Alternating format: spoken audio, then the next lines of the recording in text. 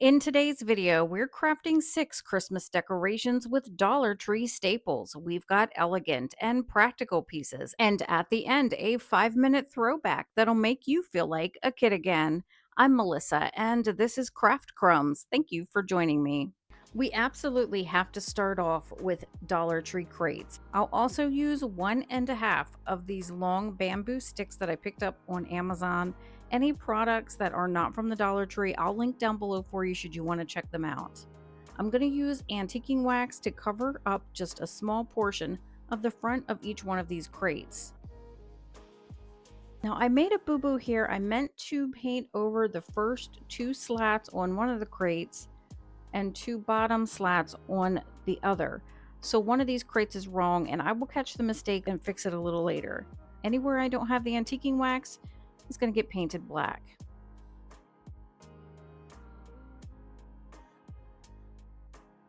I'm using acrylic paint, and it goes on very nicely with a flat paintbrush.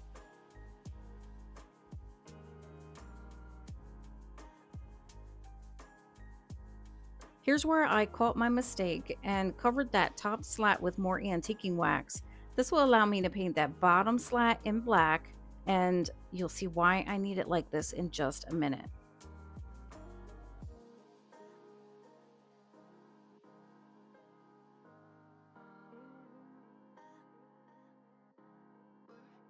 Okay, here they are looking beautiful and ready to be glued together. Now, I painted these before gluing them together because I wanted to make sure that the inside of the bottom box is black. I wanted it to be very dark in there and not showing any part of the light natural wood. I cut the bamboo sticks down to 4 pieces and painted them black. They're the same height as the 2 crates put together. I'm going to use those to frame in the area where the antiquing wax is and to also make it look like one piece.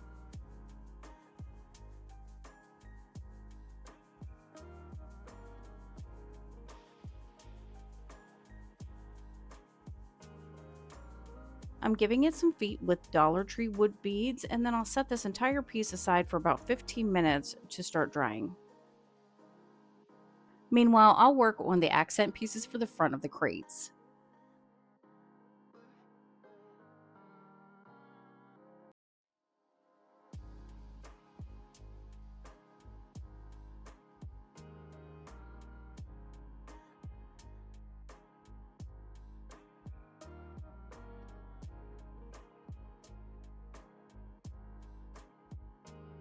I'm going to use glue dots to attach these to make it easy for me to change out with the season.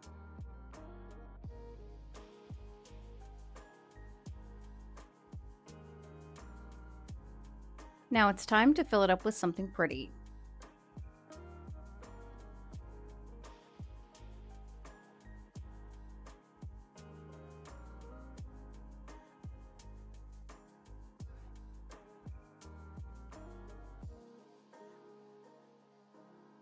I'm going to cover the foam with a piece of burlap. For the parts that are standing up, I'm just going to use the stems of the flowers that I'm putting in to hold those down.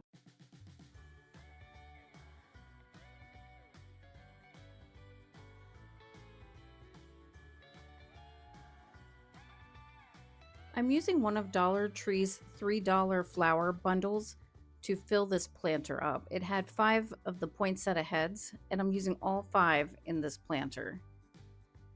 Correction, it has 4 poinsettia heads. It also has 2 berry picks and 2 pine cones, so I'm going to incorporate those into the design as well.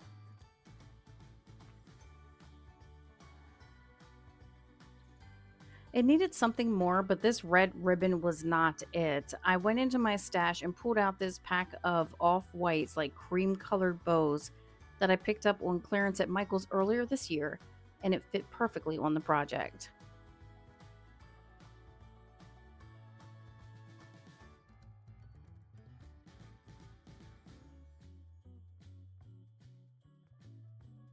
Here it is complete. I have it staged here with the ornaments and candle wraps that I made in my last video. I'll link that down below should you want to check it out. Off camera, I had rearranged things slightly and added in some of those gold tone picks that I had in my stash. They originated also from Dollar Tree. and they add the finishing touch. I think white poinsettias would look amazing in this as well, or a mix of the red and white. Let me know in the comments what you think about this Christmas planter made with Dollar Tree crates. During the holiday season, little red pickup trucks surge in popularity as a cherished symbol of Christmas nostalgia. They're often depicted hauling a Christmas tree or packages and evoke a sense of warmth, tradition, and simpler times. Every year around this time, Dollar Tree has some sort of little truck like this, and these were the first ones that really grabbed my attention because they really do remind me of a truck that my grandfather used to have. He towed us kids around in the back of the truck to run daily errands or to go do fun things. But boy, if you tried to do that these days, somebody would get arrested. But a lot of fond memories of my brothers and sisters and I in the back of that old truck. I'm using a 5-gallon paint stick and measuring where I need to cut. I'm going to take this downstairs into my basement where I have my cutting tools and use the miter saw to cut this stick down. Now, I do transfer the measurements onto a paint stick that doesn't have the handle cut out there at the top. But if all you have is one like this with the handle cut out, that's totally fine. It's going to work out beautifully for this project as well. So I'm back. I've cut these pieces down to size, and these two smaller pieces will pose as the front and the back that kind of close things up for us. The miter saw is a bit much for cutting paint sticks, so the wood splintered, and I'm just going to sand that away.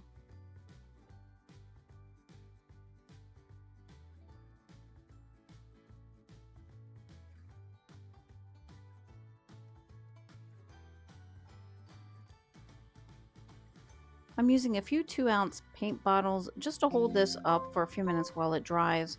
I set it aside for 5-10 minutes, give or take. It really doesn't take long for the wood glue to grab. After that brief wait time, I come back in and add the front part of the truck. At this point, I hadn't yet added the 1-inch square piece of wood to close off the back because I was going to try to do something like a partially open gate with a fake chain. I was more or less thinking about creating an interactive element for it, some, a tailgate that could open and close. But I ultimately decided against it and added that piece off camera. I don't know why I'm fiddling with the truck right here, but I think I'm just trying to get things lined up. I stepped away from it for about 10 minutes and came back to paint. Even though it's the little red truck that's popular, I wanted to go with a more neutral tone. I'm using chalk paint in the color Elephant, and then I'll dry brush it lightly with white paint.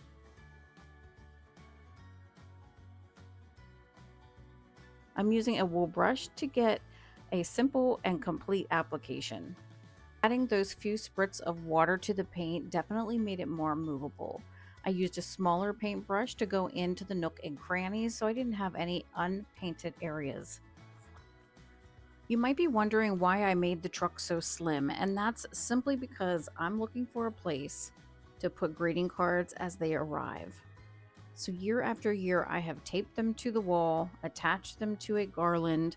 I've tried so many ways to display Christmas cards that loved ones have sent and was never able to find one that I liked. It usually looks like a very cluttered area. So I thought, I'm going to just create something like this to keep Christmas cards in, and they'll kind of like all be condensed into one small place instead of plastered to the wall. I wanted to add a little bit of detail to the truck. I had this wreath that I at some point removed from a Dollar Tree Christmas sign, and I'm just going to glue that to the front. I'm going to do some additional painting and then finish the details.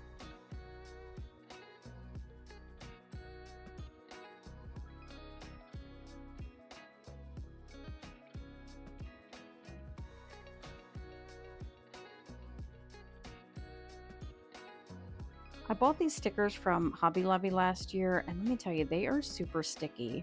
I had trouble getting them on because they kept sticking to my fingers or sticking to each other. So I'm not going to add any glue to these like I normally would add to a sticker that I'm putting on wood because these babies are not going anywhere.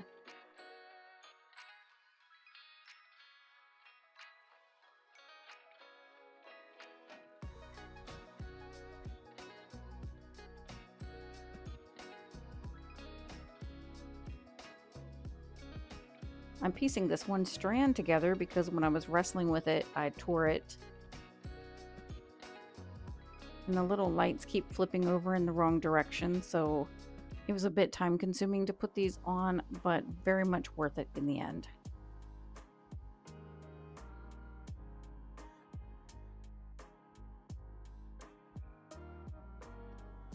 On the opposite side, I'm trying to outsmart the sticker and be more careful applying it.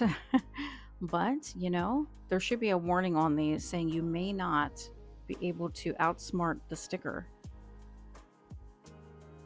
Look, look, just fiddling with it because it's not going on the way I want, but boy, they're so pretty and so impactful. I just love them. Now, where the bulbs stick up above the gate, I'm pushing those down and adhering them to the top. I don't want my Christmas cards to get stuck on those. I had some of these little holly stickers again from Hobby Lobby. Now, these were sticky, but not quite as sticky, so I'm adding just a little bit of Elmer's glue to the backside to make sure that they stay put. Look how cute. Let's decorate the wheels. I have my 2-inch hole punch. If you don't have a hole punch, that's okay. Maybe use one of your 8-ounce chalk paint lids to cut out a circle. I thought the Dollar Tree glitter paper would add the glam I want to the wheels. Here you can see me tracing out sort of like a crescent shape to shorten this circle, and then we'll use those pieces that we cut off as the wheel covers.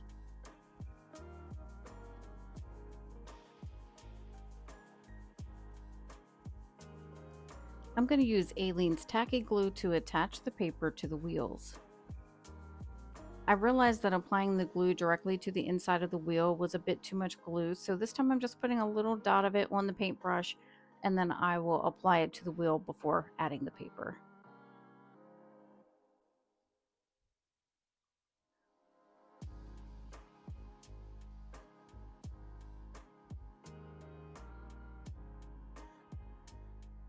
This truck is so cute.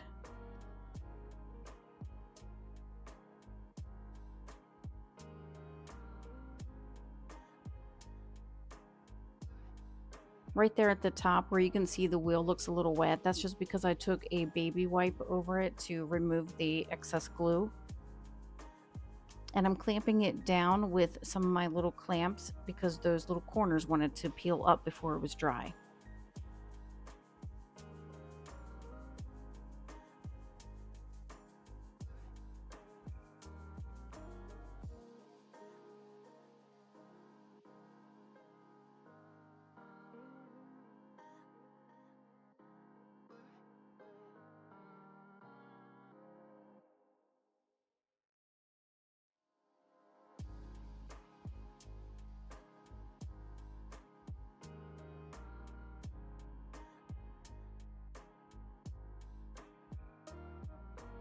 The backing of the paper was sticking out like a sore thumb, so I'm going to go in and cover that with more of the black acrylic paint, and they'll just kind of disappear.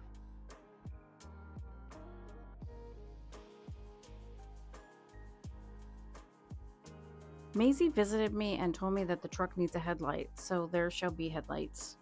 Using that same glitter paper, trying to do it around her attention seeking was a bit challenging, but she likes being up here, so I let her up sometimes.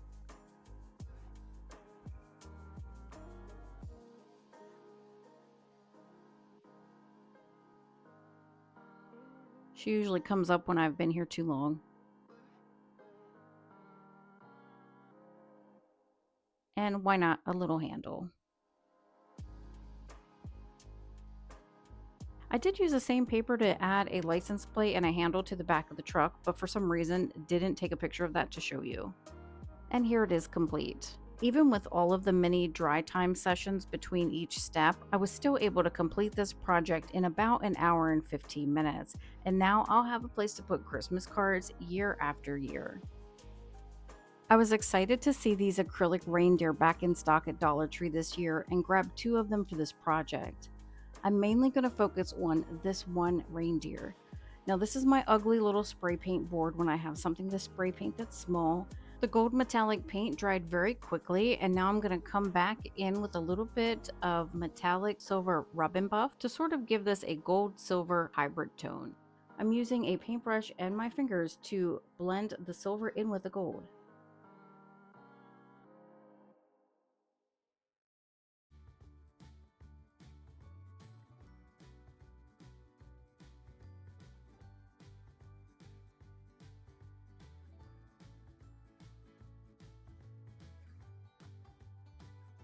Here it is complete. I'm setting it next to the other deer that I just did a straight gold on with that same metallic paint, and you can really see the difference between the two.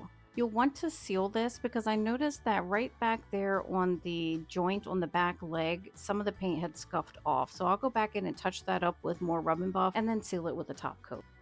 This next one is another very easy one. I used this mold that I picked up from Amazon. It came with all three of these little silicone molds that you see here. I'm using my Daz clay to make several of the small bulb. I also made a few of the larger bulbs just for future projects. This next step is optional. I'm using white gesso to prime these babies before I add acrylic paint. I chose the 5 most common bulb colors for this, but you could really get creative with the different colors of bulbs that you use. I went with copper acrylic paint to cover the ends. I'm going to apply them to this gold charger. Now, this charger was in my stash of probably 15 other chargers that I at some point decided I wanted to craft with, and I'm not 100% sure this particular charger came from the Dollar Tree, but I know that Dollar Tree has gorgeous options if you wanted to recreate this. I'm going to use a black paint marker to daisy chain these lights together.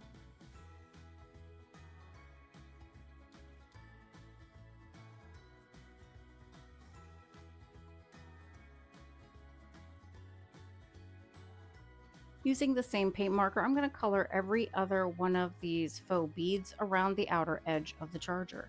I gave this piece about 24 hours to dry before taking it outside and giving it a top coat of Rust-Oleum lacquer for an ultra clear shine. And this is what it looks like complete. I think this is absolutely stunning, but I want to know what you think.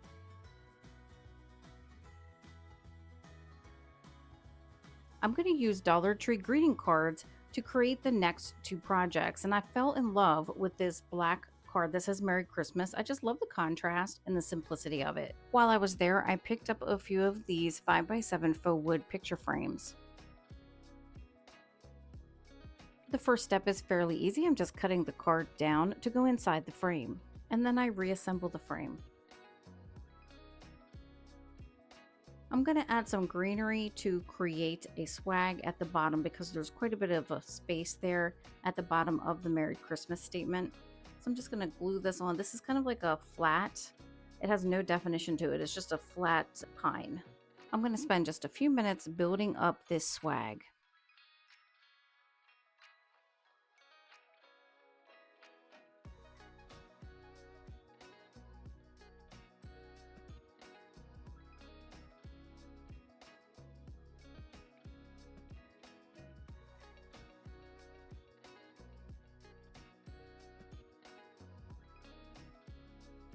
I'm going to take a couple of pieces of ribbon and lace to make a messy bow for the top. I know I've told you in the past that I'm not a fan of bows, but let me be clear in saying that it's the large bows that take over a project or a wreath that I'm not a fan of. When this project is finished, I actually like the bow more than I do the swag at the bottom and consider taking the swag off. But that would leave me with an open space below the word Christmas, and ultimately I'd need to find something else to go there, so I'm just going to leave the swag.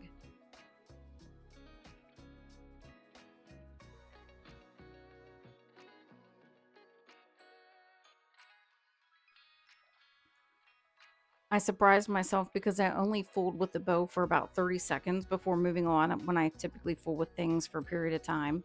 But I needed to get done. I needed to get this video out for you. Here I go. I'm going in with some gold acrylic paint and I'm going to cover up those off-white flower things. I'm not sure what the technical name of those are.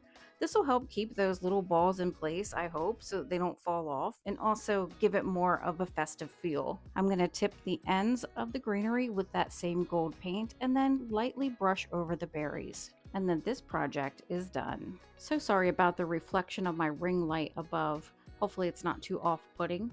Here it is complete. This can sit on a shelf as a shelf sitter, or you can hang it on the wall. The choice is yours. For the final DIY, we're going back into the card section at the Dollar Tree, and I'm looking specifically for two cards that have large images. Something like this is beautiful, but it's too intricate for what we're going to be doing. Here's another example, too intricate. This is an example of exactly what we need. So I'm starting off with this snowman. I'm going to use another one of these 5x7 frames, and here's the throwback that I promised you earlier. We're going to be using Shrinkadinks.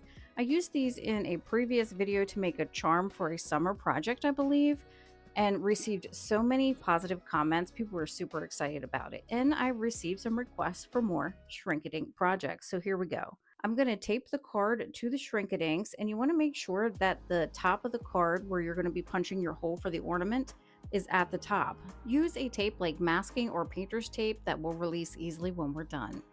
We're going to flip it over, and once again, I'm so sorry about the lights above. I haven't graduated to the point where I have a TV screen hooked up to my camera and can see what a viewer would see as I'm recording.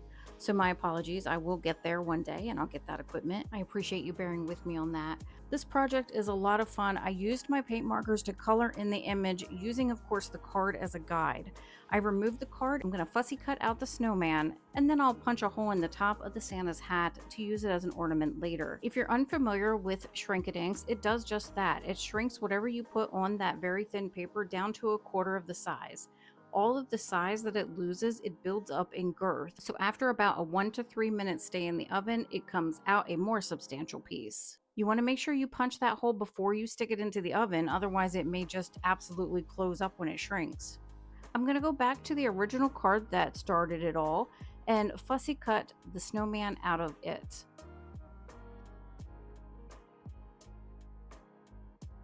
I'm going to back it up against a darker neutral shade of paper.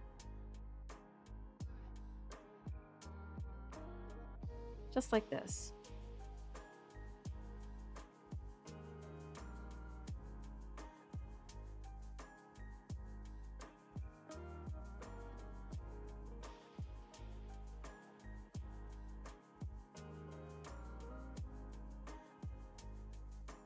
To make the Shrinkadink piece an ornament by adding a piece of baker's twine. I like the black and white for this one. That nose was very sharp, so I trimmed a piece of it off, and now I'll give it a quick sanding. I don't want my gift recipient to get snagged on that. Said recipient loves snowmen, and she also likes to have a new piece to display on her desk at work every year at Christmas. She also appreciates simplicity, so this will be the perfect addition for her workspace this holiday season. I've repeated the process for this other snowman card, and this one turned out so adorable even with all of its detail. I thought that this would be a cute way to accessorize a simple greeting card. What do you think? Perfect for the folks that you may not necessarily give a gift to, but want to give them a greeting card wishing them a warm holiday. What a cute surprise. They can then take this and hang it on their Christmas tree, rear view mirror, keychain, or a charm on their handbag. I mistakenly chopped off the Y in the word joy, so I hope that doesn't mean it's only going to be a partially joyful holiday. We'll see. Hopefully Mr. Snowman doesn't hold it against me. When using Shrinkadinks, the possibilities are truly endless, and I hope that you can see the potential and want to craft with it yourself. Here we are at the end of the video, and I'm going to take you through everything that we created today. If you're like me, you have the attention span of a flea and you might not remember what we created 20 minutes ago. So here they are in all their glory. I'm excited to read what you think about these. I want to say thank you from the bottom of my heart for staying until the end of this video. Thank you for liking it, commenting on it, and hyping it. These small shows of support let me know when I'm doing a good job and when I might be going a little sideways, if you know what I mean. If you're in the mood for more Christmas DIYs from this channel, check out one of these videos next. Subscribe if you haven't and opt in for notifications so you always know when I upload a new video. And until next time, my friend, don't forget to craft what you love.